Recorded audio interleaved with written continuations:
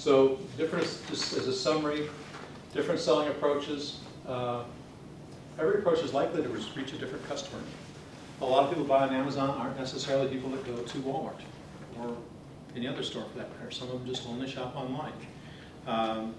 The example I gave you of the hog farms, the small hog farmer doesn't have a lot of leverage. They buy from their local distributor. If you're Smithfield Foods and you're one of the biggest in the nation, you go right to the manufacturer and demand a very big discount. So it's different customers. These different models, go-to-market models, are for different customers usually. The focus, international can be very cash friendly. I want to keep that in, if you're in a physical product world, keep that in front of you, because while it's not the first thing people think of, when you get that check the day you ship it, that's a really nice feeling. And you really want to focus on the long-term opportunities. I think too many people get caught up in this one, well, this one company wants this one-time deal, or they want this and then that's it. Be careful that you're building a long-term business. You really want to focus on long-term opportunity. When you're making the decision about selling direct or selling indirect through somebody else, you really have to think about who owns the customer relationship. I would never go looking for a little sidekick online. If I was a new parent looking for a tether, I'm going to be at Walmart or Target or Buy Buy Baby looking at the shelf, because I trust those people to put decent products on their shelf. Right? It's kind of the implied thing. When you walk into a Target and you buy something, you're trusting the stuff is not going to poison you, that it's not going to fall apart, that they'll take the return if it's bad. So the relationship in that case belongs to Toys R Us or Buy Buy Baby or Walmart. When you're buying something very high priced, like the FarPro, working with somebody like Smithfield Foods, FarPro really wants to own that relationship with Smithfield because it's a long-term customer. And they're going to have another product coming out, and then another product coming out, and then they're going to have a different product coming out. They want to be able to go right back to Smithfield and say, hey, let me show you something new. If you and I have a business relationship and you like the product I sell now, one email from me will get you to look at the next one, just like that. Whereas if you don't know me from Adam, one email ends up in the spam bucket and I'm all done. So owning the relationship for your business is a huge deal. So just keep that in mind, that when you're making the decisions about how you're going to put your product in the market, is who owns that relationship. Physical products is a brutal business. I'm going to be honest with you. I was in the physical products business for 22 years, selling mobile computing systems from the early 80s through the mid 2000s. It is tough. If you look at the amount of gross margin per sale and the frequency of sale and the length of the cash cycle, it's kind of interesting, but a 10% gross margin business, where you sell a product 50 times a year, it may be really good if you're getting paid in 30 days. That may be a good business. That's a grocery store. Grocery stores' margins are really low, but some of their products, they turn over multiple times a day. 50% gross margin, sell a product for $1,000, make $500. On a product you sell once a year is probably bad if it takes 9 months to get paid. So don't get caught up in one number. Don't think, oh, low margins is terrible. Well, tell that to Walmart, because they're living on low margins. They're the biggest company in the United States, and they make a lot of money. So it's not necessarily bad. Once you get past the beginning cash crunch, it can be very lucrative. And that's why you'll see companies like Apple, who's sitting on, I'm trying to remember, $1/3 of a trillion in cash now. Something like $300 billion in cash sitting. That's a lot of money. I mean, obviously it's a good business. They're in software and hardware, but they're mostly a hardware company.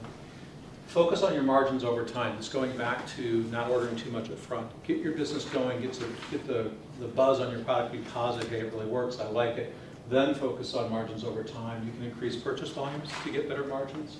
You can buy raw materials in larger volumes if you have space for it, which you only have so much space, but that's what I thought. You can get competitive bids. Once you're an established business, it's very easy to get others to compete for your business. When you're a new startup, they don't really want to talk to you. But boy, I'll tell you, once you get going, they all want to talk to you.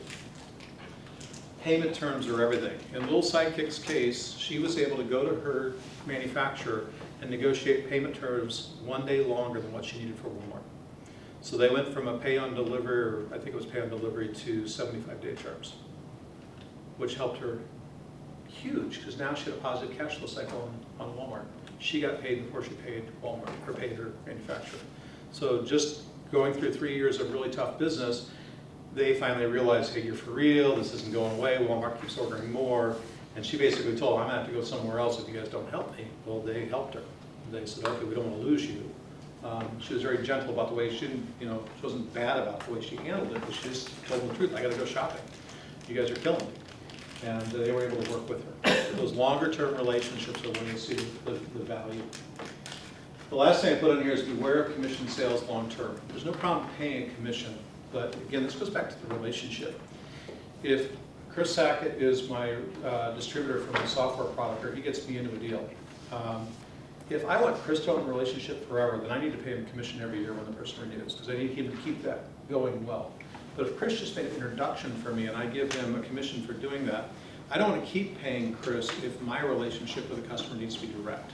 He's not adding any value, he shouldn't get a commission, and I'm motivated to have that relationship direct. So commissions are really based on where the relationship lives. That's the way you need to think about commissions long term. So, fun story before we get to some other things here. Everybody in here knows about Dell computing. Michael Dell started this in his college dorm room. This is the story. I think it's true. I've heard it described as true several times. I'll depend on that. And at the time when he started this business, when you went and bought a PC, you went to Best Buy and there was a whole bunch of boxes on the shelf. I mean, literally, it's nothing like, there was no real online shopping for PCs. Online shopping really hadn't taken off for most things for that matter. And you could buy one online, but you just pick the unit you wanted and then they'd ship it to you. And the problem with that was that in the world of credit cards, if I call up Christina's business and I order a standard product, she really can't charge my credit card until she ships it to me by rules and law, okay? If I call up and order a custom product from Christina, she can charge me the moment I order it, because I'm the only one that's the buyer. And basically, if I don't take a delivery of it, she's stuck with this thing that nobody else wants. Dell took that to his advantage and said, you cannot buy a standard PC on my website.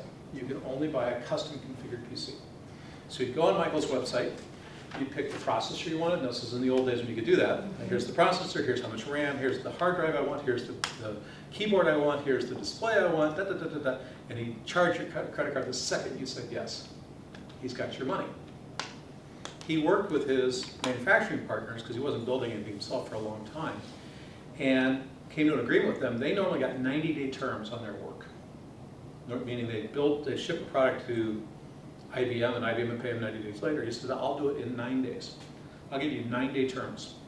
So you deliver it on Monday, I'll pay you next Wednesday.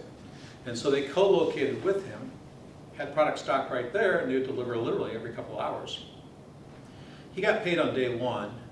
He got the product shipped out on day 3 or 4, had all the money from day 1 on, paid his people with it, and then paid his manufacturers 5 days later.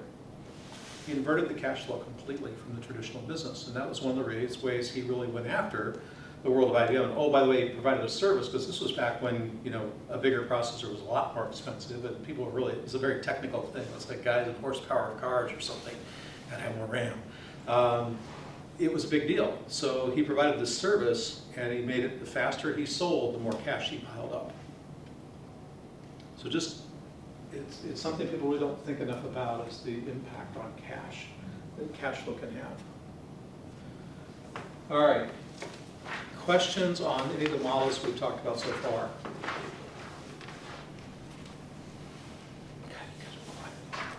Well, an observation that's over experience, and it's interesting.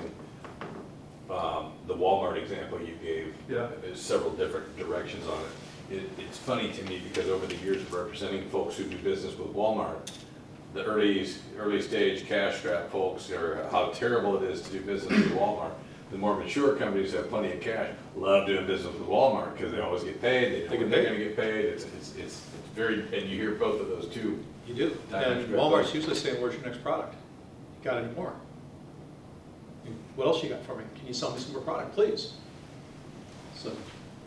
So I want to talk a little bit about software as a service models. And this is specific to software.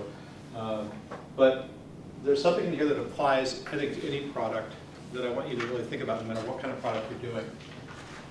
There's 2 terms in here, LTV, lifetime value. Okay, so Christina, what's the lifetime value of a good catering customer? Probably a lot of money, right? Very much so. The lifetime value of somebody just shows up at your door and buys a cupcake? Not so much. Customer acquisition cost. Well, if your doors are already open and I walk in and get a cupcake and you never met me before, then there's really no customer acquisition cost.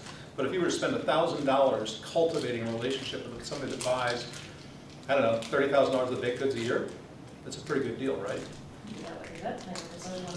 There you go. So LTV to CAC ratio, lifetime value to customer acquisition cost. So it's a pretty simple concept, but it's super powerful. And I have some blogs attached to the back of the book. There are people that write like huge amounts on the complexities of these models. But in simple terms, they all come back to pretty much this. What's the total customer acquisition cost? How much total sales and marketing expenses do you put out for a period of time, let's call it a year? How many new customers do you get? So if I spend $150,000, let's do easy math, for a year, acquiring customers, and I got 15 customers, I spent $10,000 a customer on customer acquisition cost. Okay? Rough numbers. Lifetime value of the customer. How long will they buy it for? So if you take Clinic Note, and you say, in fact, we'll use them as an example later, but let's just say that customer you're spending 10 grand to get, let's say they're worth $50,000 over the life of that customer. Well, the money works out. I'm not sure about the cash flow, but that's a pretty good deal to spend 10 to get 50.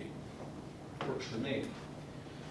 The ratio is just dividing one by the other. So, and we'll get into an example in a minute. I want to warn you that e-commerce, LTV, this whole equation in the e-commerce world, it's a whole other world, and I don't begin to understand it, but we talk about high volume e-commerce providers, they look at lifetime value totally differently.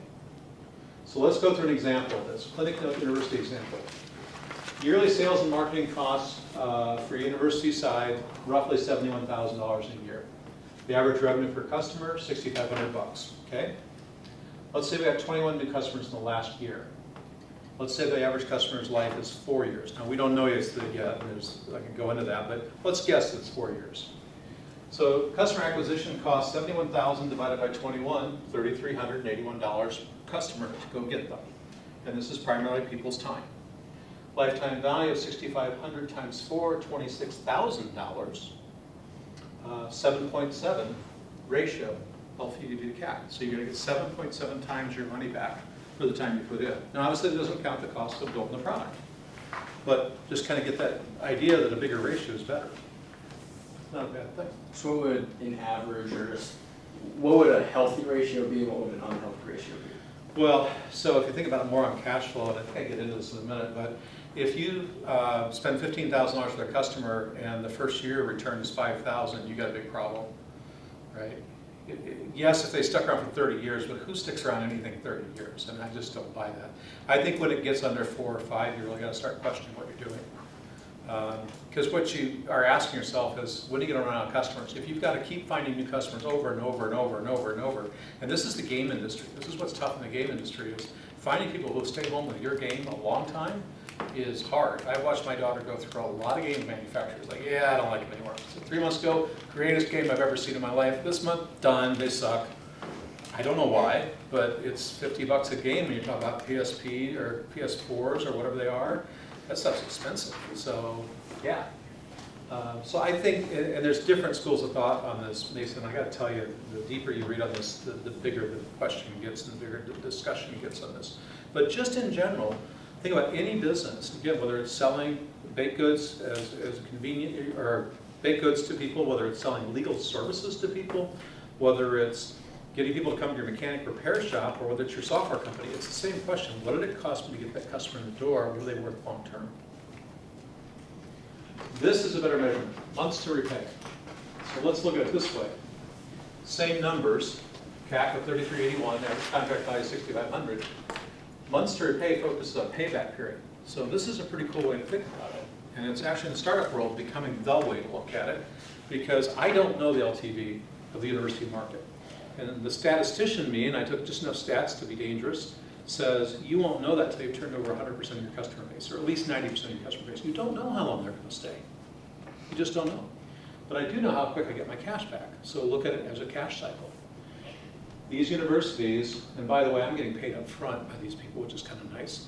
If I know I'm getting my money back in 6.2 months, and I'm making, and it's all margin basically, or most of it's margin, that's really pretty good business. you can very quickly get ahead of that game on cash spend versus cash from you. Mike, I have a question. Marketing costs are a huge part of some of these calculations.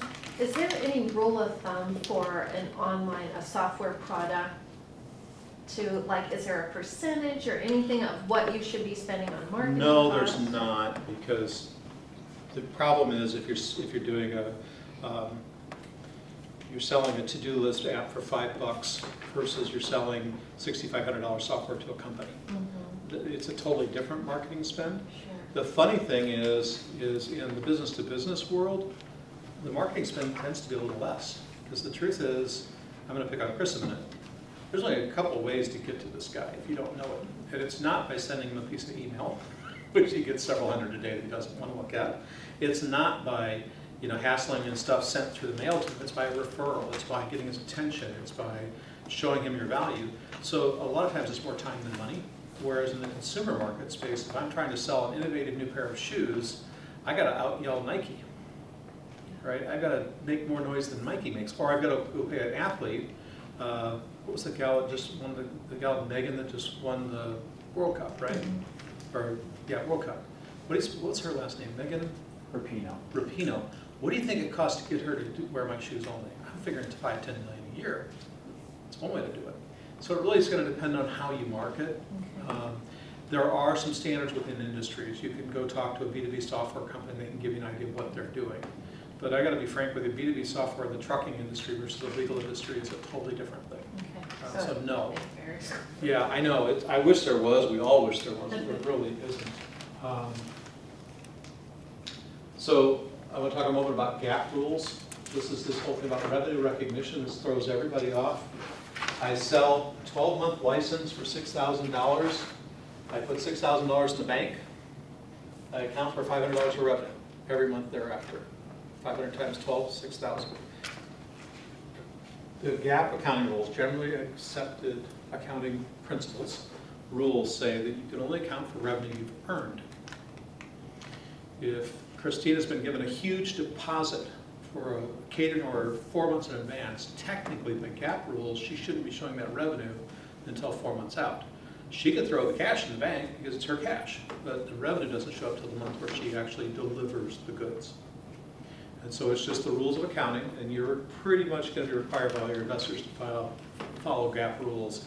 You'll be hard-pressed to find an accountant that will let you not do it. You can run cash, but on these kinds of businesses, it's not a great idea. I've actually seen a company that we took to market, and they were doing this wrong. And it was a big problem from a valuation perspective. There was a lot of retrading. This was it ended up being about a $30+ million transaction, but this was a big problem. Yep, a lot of people do this wrong.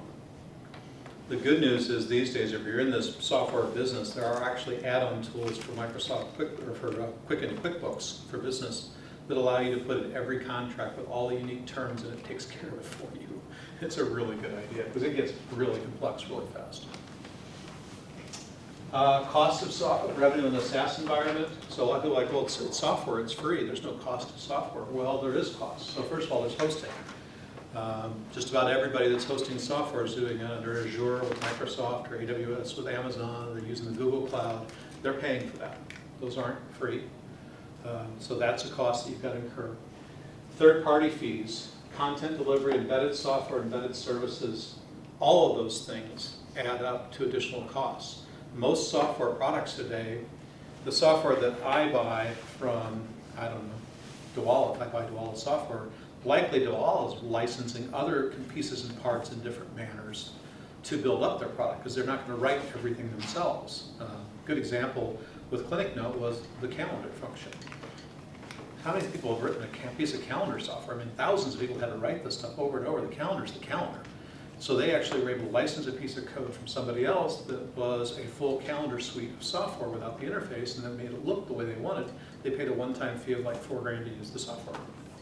Saved them $30,000, $40,000 in development and sped it up. So there's all these pieces you may be buying from the outside to create your software. And it may be a one-time fee, it may be a per unit fee. Support is a big part of your cost. You can't deliver a software product without providing support to it. And this is true in the hardware business too, but that support in the hardware business also goes to cost of goods, or it should. In modern thinking, that should be part of your cost, because again, you can't deliver the product if you can't support it. Customer onboarding costs, credit card fees. There's a debate on credit card fees as to whether they belong in the cost of goods or if they belong down in the operating expense. My argument is if they're substantial to your business, they belong in cost of goods.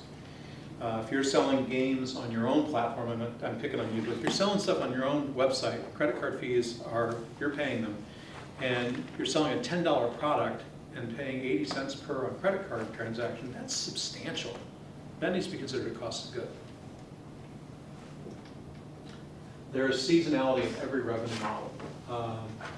This is one of the first tells when I look at some of these financials, if I'm thinking about should we come in and pitch to Plains Angels, or if Beth and I are looking at a deal, if I see revenue that just does this, nice, even line, done, no, nobody's lines. What's seasonality like in your business? So May is actually our busiest month of the entire year because a lot of people don't realize that in a bakery, but there's millions of graduations. So kindergarten, 8th grade, high school, PhD. So it's actually our busiest month because it overlaps with wedding season. Oh, wow. And then that's also when depending on when Easter hits, you come out of that with your first communions, confirmations. And then the summer usually drops down, it's just weddings, people travel, there's not as much seasonality. We kick back up in fall for weddings, and then of course holiday season, and then guess what happens in January? Everybody goes on the diet. Yeah, so January's tough. So imagine what our revenue curve looks like if you drew it on a curve. It's just all over the place. Mm-hmm. If I'm going to invest in a company, I'm going to learn it. If I'm a smart investor, I'm going to learn enough about that industry or know enough to know what that seasonality looks like. If your revenue forecast doesn't look like that, I'm going to assume you don't know enough. I usually tell people too, once they get going, it takes 2 full years to understand your cycles. Yeah, it does. Yeah, with Lana, with Clinic Note, the first university deal happened on a trade show floor, happened instantly. The second one took 9 months. Yeah, who knows? Some, they get whatever once in a while just pops up. These are big deals. I had one for like $10,000, $11,000 one day, just popped up in about a 6-day window, it's done. It's like, that's instant in her world. So, talk about consumer products here. Holidays, weather, sports seasons are all huge on this. Procurement seasons and windows for major retailers. Obviously, if you're going to go to Walmart, they're going to want you to stock them up in time for Christmas. And then after Christmas, they're going to send back all the stuff they decided they couldn't sell, potentially. Some retailers do that. And they're not going to order anything for 3 months. In vertical markets, it's around trade show seasons and budget cycles. If you're in a vertical business, the first thing you need to know about every customer is what's their budget cycle. Then who approves that budget cycle? Who approves that approval? How many layers of approval are there? There's all these things when you're trying to figure out how long it's going to take to sell something, what the seasonality looks like. I can tell you most major corporations whose fiscal year ends at the calendar year, meaning December 31st, they don't want to talk to you from Thanksgiving on. They just want to close the books and get the year over. It's like, please go away. It's also true of investors. End of year issues and busy seasons. Now on the other side of this, we used to do a lot of really good business with our existing customers, calling them up in late October to mid-November saying, you got any money left in your budget? So if you were running the operations side for a Budweiser distributor, a large one on the East Coast, you're always replacing some of our products. Stuff gets broken, people drop it, things happen. Or you added another route, you need another computer, or you need a new printer. Well, we would call you up. We'd figure out who all you were in every one of our customers, and we'd call you up with about 60 days left in your fiscal year and say, do you need anything else?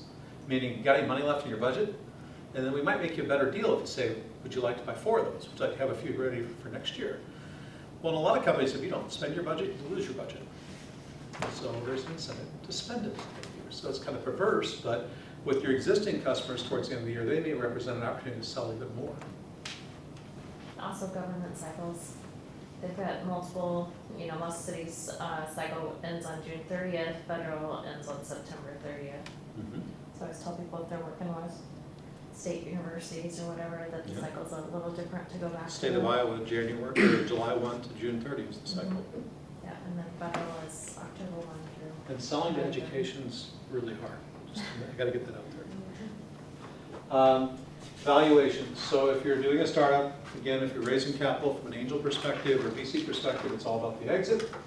And SaaS businesses traditionally are valued on a multiple of annual recurring revenue, which is kind of a sweet deal. So if you're doing $1 million a year of recurring revenue, good solid, your company's probably worth 5 to 7 times that, maybe even 10 times that. It's a lot of money. So it's influenced by a lot of factors: growth rate, margins, reoccurrence rates, barriers to entry, market share, all those things influence this. But typically they're 5 to 10 times of annual recurring revenue. So my example is $3.5 million in annual recurring revenue equals a $17.5 to $35 million valuation. In the last 30 days, all the SaaS companies that are publicly traded took about a 20% haircut on the stock market. I don't know if all the investors just decided they were too high priced or what, but they all got a haircut bad. And it just was across the market. So that's lowered things a little bit, because the way you do these valuations is you tie them to the public companies that are valued, that are SaaS companies. The next chart is basically this multiple, revenue multiple. So in 2016, it was under 5. Over here, it got 10. Recently, it dipped back down. So it's also about the timing. Public versus private, there's about, the net of this is about a 2% spread between public and private companies. Public companies tend to be a lot bigger. They tend to have a lot more durability as companies. They're public, the data's out there, but in general, if you're a private company, you're probably going to get a couple points less on the multiple than if you're a public company, just in general terms. So what's my company worth? So simple path, find the current revenue multiple of a public SaaS company growing at a similar rate. Subtract 2, multiply your company's trailing 12-month revenue. It's a very simplistic estimate, but in general, it kind of holds true. So SaaS company valuations, it's on reoccurring revenue. It's common for the large companies to go 5 to 10 million, 5 to 10 times revenue. Estimating it is really, really hard. You need evidence. Usually before somebody can drive a real valuation, they have to have some serious evidence that it's working. Few achieve 90%, very few. Again, you need to go to an industry and find out what the industry standard is for B2B software in the accounting and finance field. So that was step 1. The good news is the rest of it's a lot easier. By the way, at 3 o'clock, we've got 2 ladies coming in to do kind of a panel discussion who both kind of went through this from they didn't know anything about even accounting or finances, or they both knew how to balance a checkbook, and that was about it, to running. They both run companies now that are both SaaS companies. So it's a chance for you to ask some questions and maybe listen to their war stories. So the things that are left: product development, sales, marketing expenses, G&A, and people. So product development costs, all the costs of bringing your product to market and maintaining the product in the market. So again, we talked about this in software, but third-party APIs, libraries, contract development, user testing, support, and ongoing updates, certifications, all these things are going to be costs of bringing your product to market. Physical product design, development package, those products I passed around, just to give you an idea, the piece of paper that makes the package, at this point she has $35,000 in the design and tooling. The piece of rubber here, the tooling's about $75,000 now total. So, simple product. It's a lot of money. Packaging is way more than most people ever think it's going to be, because they have to have unit cap packaging that are marked correctly for the country, but you have to have case packaging that's marked correctly for the country and for customs, multiple customs. Product development, so a simple plastic part, $50,000 to $150,000 for a single simple plastic part. That's normal. Some tool and package changes over time. I think her packaging has changed 6 times now. And that means she's got to do it again. And usually end up having to dispose the old packaging that she had printed. So typically 24 months to get to, sometimes you can get into selling by the 15th, 16th month, but it can be as much as 24 months to get into selling. And then from there, years to scale. So it's not a fast process to get a physical product in the market. So I'm just giving you the very simplistic view of that, but it really does take time. Tooling, minimum 120 days, not counting the design. Electronics devices, anywhere from $2 to $50 million. Electronics is expensive. It's great, you can sell a few million of them like Apple does, but when you're selling a few thousand of them, it's a very, very expensive product for the world. Takes a large team, you're gonna do a significant amount of outside development. Most people do third-party manufacturing, almost no one does electronics themselves. It's just not done. A lot of the parts and the pieces in your phone are too small for you to pick up. Some are almost too small for you to see. So when you're trying to place those on the board and solder them perfectly, believe me, you're not doing it by hand. Those are very custom precision machines that do that kind of work. Everything changes over time. In the electronics world, processors have about a 24-month lifespan, then they end of life them. So if you're using a processor in your device, it's very likely 2 years from now you'll have to change the processor because the one you were buying is no longer available. It used to be 12 months, it used to be worse. So it's just a constant change. Software, this is just rough numbers. Simple software, 200,000 is probably as simple as it's going to get for a nice business app. It's not uncommon to spend $5 million. The ongoing maintenance is upgrades is what throws people off. Home Diddy here in town, it's if you know about a house concert company called Home Diddy, very cool. Simple website, really pretty simple about going in, registering as a host, registering your band, setting up the concert. Really fairly straightforward. 10 to 15% a month of the original cost to build the product, every month ongoing. And she was just like, well, this is crazy. I'm like, no, that's a good deal. So you're always going to be making changes. New features and upgrades. Browsers change constantly. New version of Safari, new version of Microsoft's product, a new version of Google's product, new version of Firefox, and guess what? You got to support them all. Security is constantly changing, and it can affect your app because you may be using things in your app that have been deemed unsecure, and now you have to change the code to not use that unsecure feature. And it's a big deal right now. Standards such as HIPAA, they change. Application programming interfaces are the new connectivity tissue between software. Everybody has APIs now. It's expected all the software works together. Partner companies go away or change business models. ClinicNote had to spend a significant amount of money to change billing companies because the software partner that they were using got bought by somebody else who wanted to take them up market, so they kind of started getting rid of all the small customers. So it happens. And then unexpected items such as ADA compliance. Picture this one. A university says all of our software must be fully ADA compliant. Now that sounds great on the surface. Now, you're a speech-language pathologist. The university wanted to know how a person who's blind could use the software.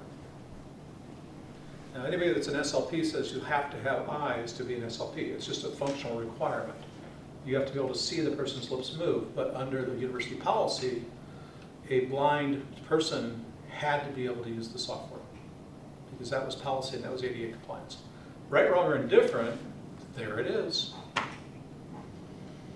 So those kinds of things catch you and you're like, where did that come from? So I think software development cycles, they can be very, very quick. It's very common to put your first product out in 6 months to a year. Sometimes a prototype in 60 days, I've seen this done, literally. This development and improvement is a never-ending process. You're always developing and improving because this isn't about ROI. If you've got software that you've delivered to Chris here, he's going to be kind of going, what have you done for me lately? I'm paying you 20 grand a year for this stuff. It's doing the same thing I did last year. I already got the savings. Now what? They're looking for the next thing. And the world's changing, so they expect you to change with it. Scaling usually kicks in a little later. It takes time to get to scale, but you really want to be focused on that sell first. Get out and prove your sales. It's a lot easier to go to an investor and say, my sales are really going up. I'm still way cash flow negative, but my sales are really taking off, and I've got a proven formula. My CAC is $4,000, and my first year cash is 15. That sounds really interesting to me because I know they'll grow out of that cash profit. So get help from others is the biggest thing I can tell you. Go to people who've already done these kinds of things. Use their expertise. Make sure they build something similar to what you're building. Get multiple bids and check references. There's a lot of people tooling plastic, and thankfully Iowa has a lot of tooling companies because of our manufacturing base here with John Deere and others. But you really want to make sure you've got a good one that's going to be there for them. Because if they go broke and you can't get the tool that you just spent $30,000 on, you're in a bad place, you gotta cut another $30,000 tool. The last line, I've never seen anybody come in on time and on schedule and on budget. I've just never seen it. So plan contingencies. So the third step, sales and marketing. Specific marketing software. Usually you're buying a series of software products for doing your marketing, whether it's B2B or B2C. There are some amazing tools out there now for doing software. I'll give you a simple example. There's a tool for selling to people, where if I'm calling, like I'm trying to call Chris to bug him to buy something, and he doesn't answer the phone, the software, because I'm doing the phone call through the software, automatically leaves a pre-canned message for Chris, so I can get on the phone and call the next person. So rather than me stumbling through my script and sounding like I've said it the 32nd time this week, he gets a message, hey, this is Mike from Clinic Note, da, da, da, da, da. It sounds really good because I practiced it 20 times before I recorded it, and I'm getting almost double the calls in when I'm making these calls. So it's simple things like that that are now available that vastly improve the productivity of a salesperson. Trade shows, in the business world, trade shows are everything. That's usually where most business happens. Advertising, it works in different industries. You just got to understand what kind of advertising is going to reach people. Funny story is right now, direct mail advertising, the physical cards that go in your mailbox when you pull it out, are actually working right now if they're done well, because most of it went away when email came in and everybody went to email marketing. Chris, I'm old enough to remember when I used to get stacks of junk mail, right? Just literally stacks of junk mail. And it got to a point where I wasn't getting any, now I'm getting a few. Those are very effective right now. Even in business settings, they're very effective because we're not overwhelming people with it versus trying to get into his mailbox or her email box. I can't imagine what yours is like either. Every baking supply company in the world, and you were just at Bake Expo, so you just gave your email address out another 50 times. Unless you have a high school senior, in which case, then you get loaded down and it all looks the same from the colleges. True. Yeah, true. They never went fully the other way. No, they didn't. Web development for a company site is part of your marketing. Your company website is your marketing. Travel, this is a big deal. If you're a direct sales force, if you've got people out selling for you directly, you're going to spend a lot of money on travel. Phone, video conference, minimal travel. Again, I know a lot of companies that do not travel to see their customers. They're doing it all on video conference. And some of these are $500,000 sales. They're doing it on video conference. And in a lot of cases, we're finding customers, after they know you have met you once physically, they're fine with this from then on. Just like Chris really doesn't need me to come visit his office. If I can do a 20-minute video call with him, and he doesn't have to go the whole, hey, can I get you a coffee? Let's get a conference room. If he doesn't have to go through all that whole dance, I'm saving him time too. Trade show selling, conference speaking, probably one of the most powerful ways to market in the business vertical markets and consumer markets is to speak publicly. It's very strong. 4 steps, probably one of the easiest. This is just the general administrative expenses. These are all the expenses that are not associated with selling something. Rent, your license for your accounting software, legal costs, financial costs, equipment costs, banking costs. Insurance is often, people miss this one. There's a lot of insurance involved in having a business. Christine, are you willing to tell us roughly how much insurance you pay a year? Tell you per month. All right, what's per month? So I have a kitchen with a large oven, split floors, knife, delivery drivers. It's about $990 a month Okay. for insurance. So it's a lot of overhead. So if you're in the software business and you've got medical records in your software, your insurance is expensive too. Or credit cards, which nobody wants to have credit cards anymore. And alcohol, I should say we have a liquor license. Oh, you have a liquor license, even better. So- Let's see, sharp knives, people driving, liquor, got it. You'd add that And extra. you're fired, you got fired. It's cybersecurity now. I mean, that's a new thing that's Yeah. come on that you have to carry some You have sort to. of Maybe I should put in the trampoline. go playground. So the 5th step is people, and really the reason I say this is you really want to do the, you may know who you want to hire, that may be fine, you may know your founders and all that, but you really want to be thinking about all the what's of your business before you get into the who's. And it's actually one of the easiest things to do. Once you have all the other data, you pretty much know who you need to hire, when you need to hire, all those kinds of things. For each area, are they going to be contract or full-time? We're seeing a really interesting time now in the United States where California recently passed a law that says Uber and Lyft drivers are employees, not contractors. Now, it hasn't been litigated through yet, but it's really easy to say, I'm just gonna hire contractors. The laws don't necessarily say you can call anybody a contractor that you want to. Just ask Bill Gates when Microsoft got spanked pretty hard. Remember how much the money was? It was a lot. For putting people in cubes right next to full-time employees and say, you're an employee, you're a contractor. You get days off, sick leave, you get child care leave, you get nothing. You get a raise, you don't. Same job. You can't do that. I'm overly simplifying, but you just gotta be really careful with the law there. And are you gonna provide benefits? It's a big deal right now. A lot of people are working just for benefits, primarily, not for money primarily. The first motivation is benefit, the second motivation is money. As a startup, in order to hire people to help build your product, is it uncommon or more common to maybe offer them a cut of the company or some kind of percentage if you were to have them work, I guess, for free upfront? And It's common to do founder's equity and key person equity. I'll simplify it with that. okay, The way you do it, you have to be really, really careful. So let's say Chris and I start a business together, and Chris has got a lot of talent, so I say, Chris, I'll give you 20% of the company if you come work for me. We're both gonna work for free for a year. yeah. Sign the documents, he's got his 20%. A month from now, Chris goes, yeah, I'm moving. Go to Miami to see him. Mm. Guess what? I gotta buy his 20% back. Legally, it's his. Of the current value, Well, but, yeah, and how are we gonna value it? yeah, I don't know. Yeah. So typically what you do is everybody vests their equity, Okay, even sometimes the founders. We all agree, Chris and I agree, well, we got nothing right now. We're all on the equity vesting schedule, whatever percentage we're gonna get aside. We get the first 10% of it the first 6 months, we get the second 10% at the beginning of the first, at the end of the first year, and the second year we get the next 40%, blah, blah, blah, blah, blah. And 5 years later, we own it all. But we're holding ourselves accountable and accountable to each other by saying, if he doesn't work, he doesn't get his equity that month, or that year, or whatever. So you have to, get a lawyer time and do your agreements correctly. Yeah. So I have a question, and I think the thesis of what I'm trying to double check is you would pay more for a safety net than to save money just for the sake of saving money when it comes to projections. And I'm gonna go back a step and say, so the friends and family money, for example, they don't want a piece of the company, they just wanna help you out, right? Okay. So let's say you do, Some. yeah, let's say you do a promissory note, and someone says, okay, I'll give you a loan for 6% for 2 years, but it compounds, and you're not quite sure about what your cash flow will be like in the first two. So would you say, you know what, can you give me 3 and I'll give you 8?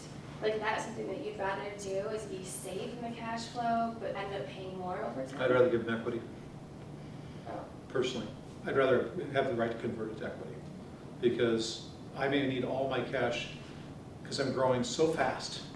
And by the way, if Chris is my cousin that gave me the money, Chris Hope is going, keep going, don't give me the money back. Let's keep going, let's go, let's go, let's go. right. So personally, and this is a personal response, is I'm gonna personally prefer to do it in some form of equity conversion, so that they get to ride along with me, because I think they help. The money's just as important as my talent.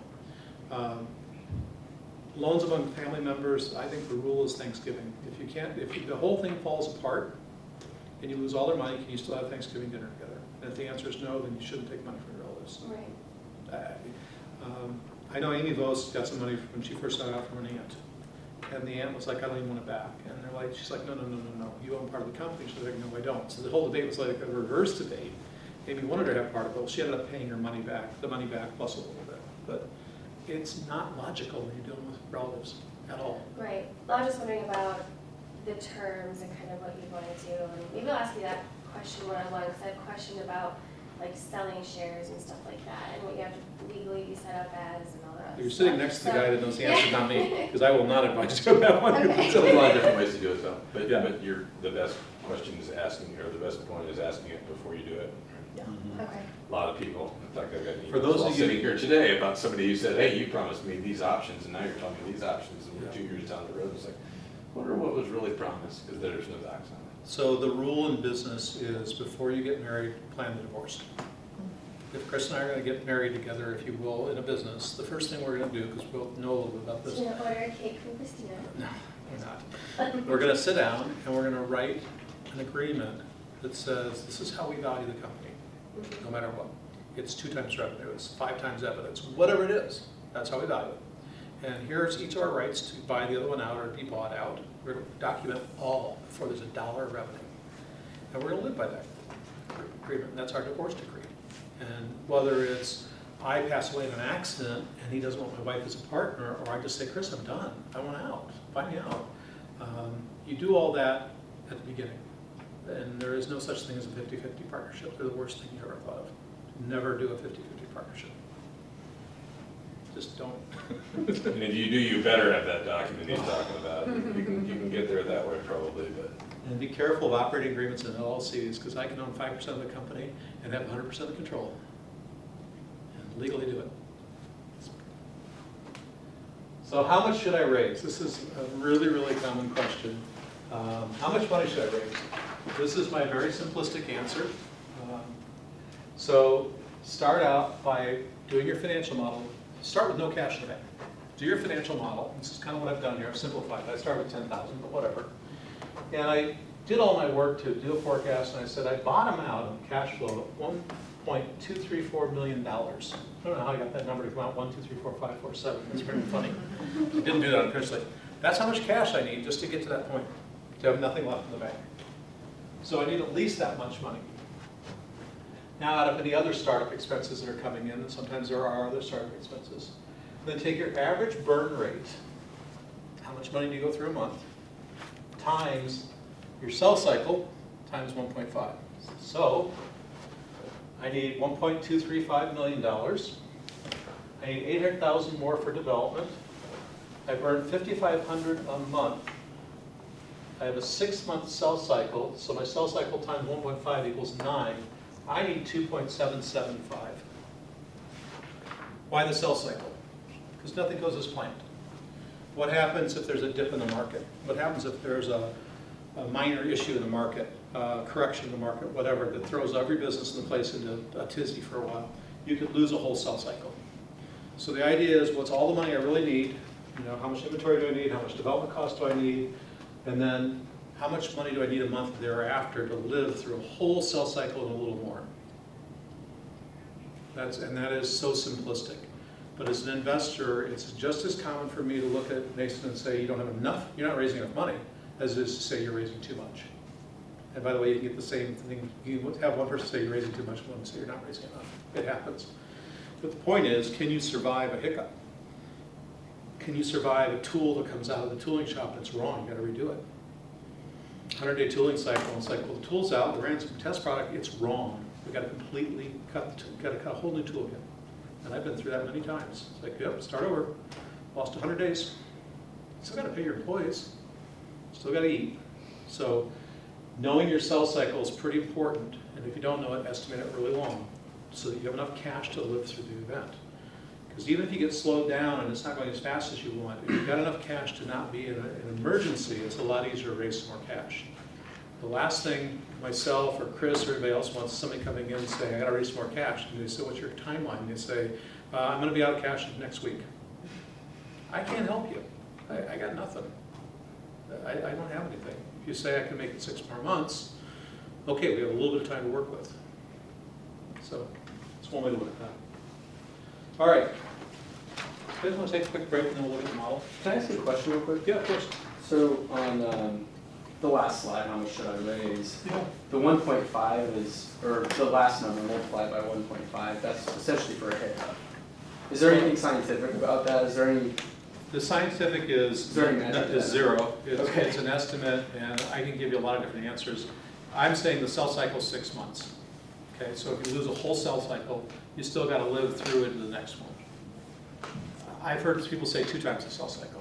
I've heard people say it 1 time. I'm just trying to give you just a, if you're just trying to, do I need 2 million or 3 million, right? If I looked at this, I'd probably be raising close to 3 million. Yeah. The stupidest question you've ever been asked. No.